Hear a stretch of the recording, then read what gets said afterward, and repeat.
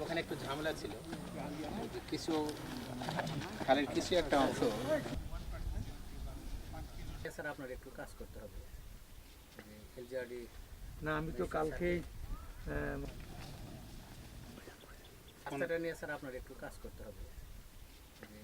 মাননীয় প্রধানমন্ত্রী বিগত 16ই মার্চ এই জায়গায় এই সাহাপাড়ার এই খালটি খনন করে সারা বাংলাদেশে খাল খনন কর্মসূচি উদ্বোধন করেছিলেন।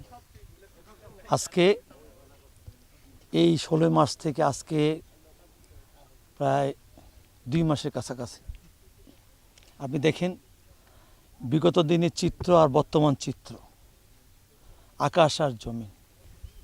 সেক্ষেত্রে এখানে কোনো মানুষ যদি সন্দিহান হন, আমি মনে হয় সে মানুষটির এইখানে সশরীরে দৃশ্যমান হওয়া উচিত।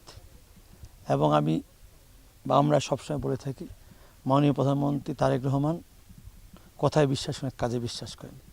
আজকে এই কাজের সর্বশেষ আপডেট কী অবস্থা সেটা কিন্তু আজকে আমি সরজমিনে আমি আজকে দেখতে আসলাম। এবং মাননীয় প্রধানমন্ত্রী আমাকে নির্দেশনা দিয়েছেন যে ঈদের সময় যখন তুমি দিনাজপুর পঞ্চগড় ঠাকুরগাঁও যাবা, সেই সময় কিন্তু এই খালটার সর্বশেষ আপডেট জেনে আসবা। এবং আমি আগামী 1 তারিখে কিন্তু মাননীয় প্রধানমন্ত্রীর কাছে এটার বর্তমান যে সার্বিক পরিস্থিতি সেটা কিন্তু ওনাকে আমি এই খালের বিষয়ে অবহিত করব। কাজেই আমাদের এই খালের আমাদের সম্পূর্ণভাবে এর যদি উপকারী পেতে চান, সেখানে কিন্তু আমাদের জুনের 27 সাল পর্যন্ত অপেক্ষা করতে হবে, কারণ এই কাজের মেয়াদ হচ্ছে জুনের 27 সাল।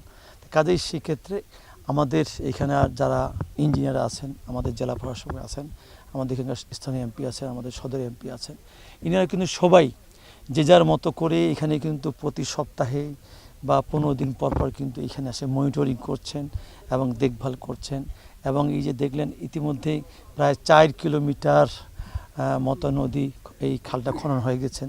এবং এই যে শাখা যেটা আছে সেখানেও প্রায় 1.5 কিলোমিটার খনন হয়ে গেছে।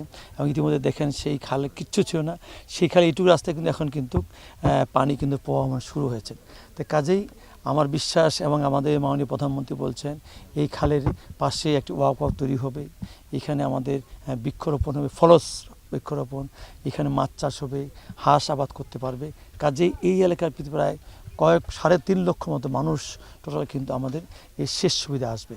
তো কাজেই যেহেতু আমরা এই 2 মাসের ভিতরে যে দৃশ্যমান আপনারা দেখতে পাচ্ছেন, আমি আশা করব যে ইনশাল্লাহ আগামী জুন 27-এর মধ্যে আমরা সম্পূর্ণভাবে এই যে আমাদের খাল কাটার এই যেটা মাননীয় প্রধানমন্ত্রী উদ্যোগ করেছেন সেটা সম্পূর্ণভাবে এই অত্র এলাকার জনগণের কাছে আমরা এর বাস্তব চিত্র তুলে ধরতে পারবো। এবং আশা করি এর সুফল এই এলাকার মানুষ পাবেন।